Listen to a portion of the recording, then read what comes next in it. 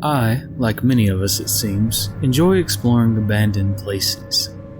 Something about looking into the past and seeing nature reclaim things is just fascinating. I'm just a hobbyist. I'm not a professional by any means, and I just use my crappy phone camera. I saw something on my last trip though, and now I will never be alone again. Todd and I were driving back from visiting one of the schools he had been accepted to for a master's degree. I was so incredibly proud of him. I wish our parents had been here to see him get his acceptance letter. He would have been the first one in the family to go. Before we made that one fateful stop, it had been a really nice trip. He had on what I had affectionately dubbed his grandma sunglasses. It looked like someone took my grandma's giant glasses from the early 90s, changed the frames to be hot pink, and made them into sunglasses.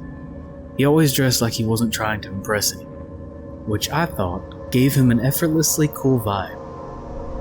The early morning air was streaming through the windows and felt amazing. He smiled at me.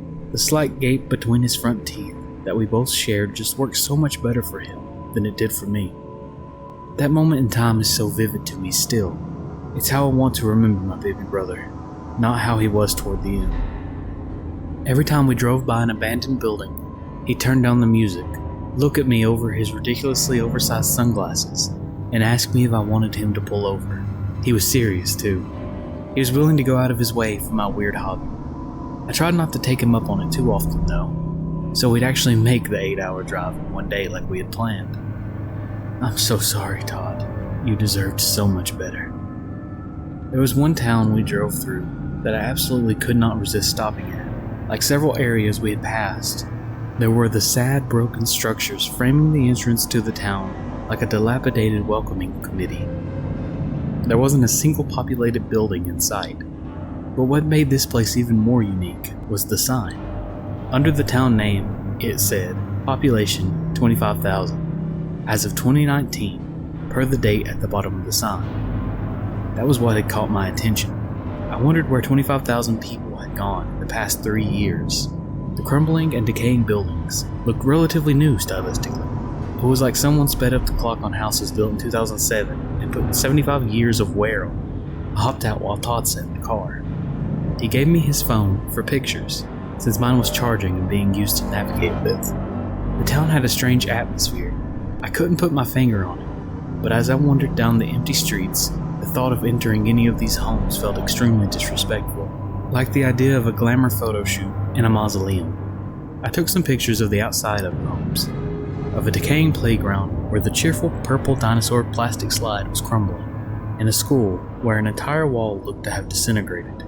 In the classroom I could see into, there were piles and piles of shoes near the whiteboard. I took a picture and headed back towards the car. On my way back, I found one home with the door open. I couldn't fight my curiosity, and figured just peeking into the door couldn't hurt. It looked to be falling apart, and smelled like an old book. A thick, ashy-looking dust coated everything. Just like in the classroom, there was a pile of shoes in one corner. The shoes looked modern in design, but they were discolored and almost crumbling into dust themselves. I noticed a reflection on the wood floor, where bare footprints had been made in the thick dust. Recently, I backed away slowly. I had this weird feeling that I shouldn't turn my back to the house. Thought I heard something creak inside. Once I got a safer distance away, I sped walk back towards the car. I hesitated, but decided I'd snap one picture of the house. Although I didn't even bother stopping. I didn't really care if it was blurry. I just wanted to get back in the car and have evidence that I saw it for later research.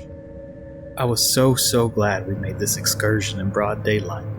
On my way back to the car, I took a few last pictures of the town, of the population sign with the abandoned buildings in the background, and of a moldy-looking fountain. I wanted to read up more on this place. It was grimly fascinating. "You get all your pictures?"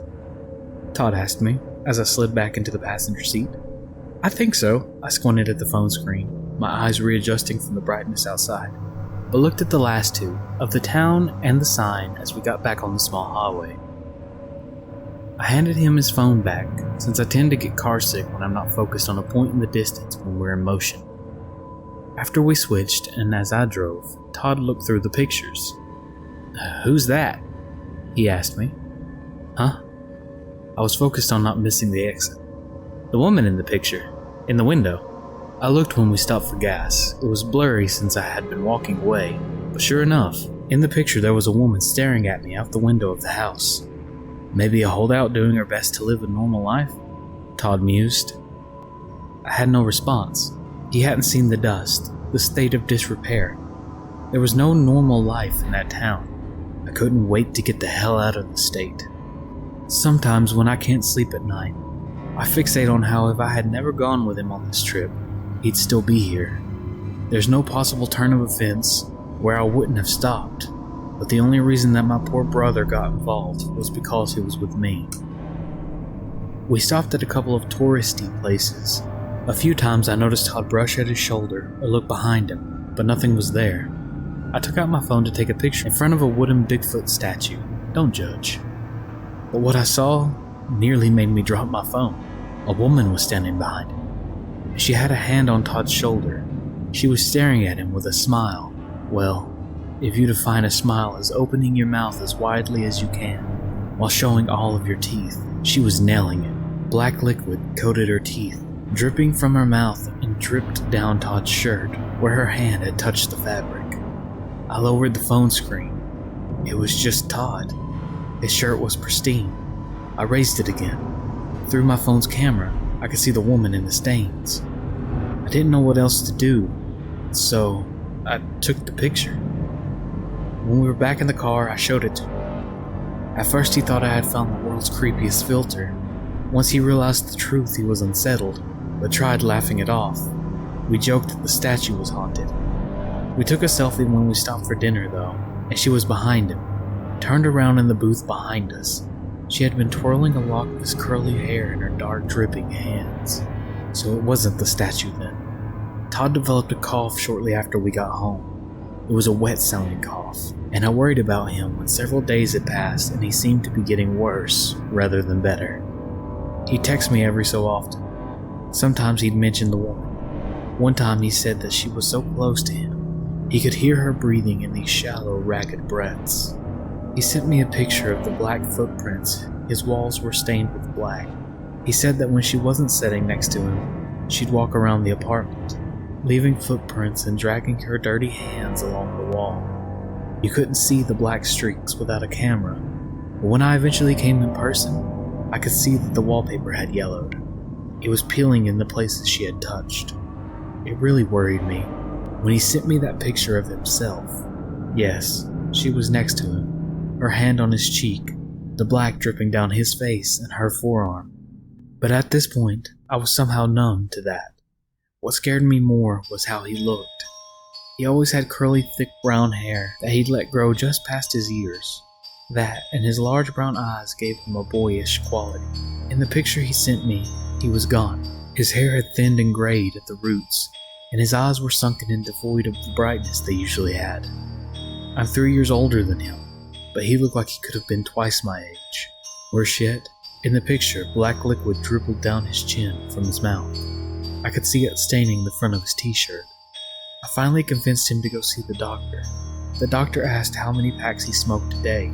He had never smoked a day in his life, but the doctor didn't believe that. Within a month, he had become so sick he couldn't care for himself. He stayed with me in my guest room. When I went to pick him up from his apartment, I noticed his shoes piled up near his door. Todd had always been the fiercely independent. I knew it hurt him to be so reliant on me. He became withdrawn, distant toward the end. He had to take a leave of absence from school. He had only one semester left before he graduated, and he was devastated. I told him he'd get better, that he could defer his admission to his master's program. I promised him he'd finish, and we'd all be there to watch him cross the stage.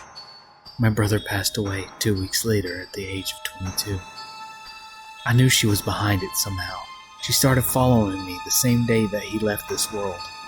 When I finally arrived home, after that awful day at the hospital, you can see me on my video doorbell, being closely trailed by the woman.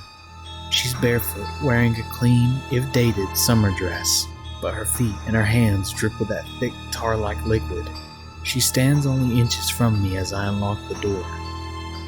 While I was planning the arrangements, she'd stand behind me, gently humming while she ran her dirty hands through my hair. I hated her so much. One time when I felt her there, I reached behind me trying to slap her away, but my hand just went through the air. She used her wet, dripping hands to tuck a strand of hair behind my ear in response. At his funeral, our friends and extended family were shocked at my appearance. I'm sure a great deal of it was stress, but I noticed that I had begun to undergo a change similar to my brother's. In just those few days, I looked like I had aged considerably. She sat with me at his funeral, pressed up beside me in the pew, forcefully interlocking her fingers with mine, had what felt like her head on my shoulder. It was all that I could do to keep my composure. Sometimes I think she walks around my house. Other times I feel her, sitting shoulder to shoulder with me or behind me. Sometimes she strokes my cheek or touches my hair. I feel her cold hands. I feel the wetness of the black liquid they always seem to be coated with, but I cannot see it with my naked eye. That's probably for the best. I really don't think I could bear to see her again. She's here right now as I write this, running her hands through my hair. I genuinely do not understand what she wants from me. My house creaks and groans more now. When she's not touching me, she's touching my things. The walls, everything in here has a general feel of malaise. My poor plants pretty much disintegrated into dust after she had been here for a few days. My house isn't even that old, but I've noticed small cracks forming on the walls, like there's a problem with the foundation. The wooden stairs were covered in her tarry black footprints when viewed through my camera. I've started to rot away. I don't really have the energy or motivation for home repairs anymore. My own cough has greatly worsened in the past few days, and it's a struggle to navigate through my own home. I know what to expect now, having seen Todd go through this first. She seems to be obsessed with my shoes. She started piling them up together. I'm still not entirely sure what caused her to follow us. If it was because we saw her on camera, or if she just follows whoever she happens to see, and saw me when I wandered through that town. I wonder where she'll go when I'm gone.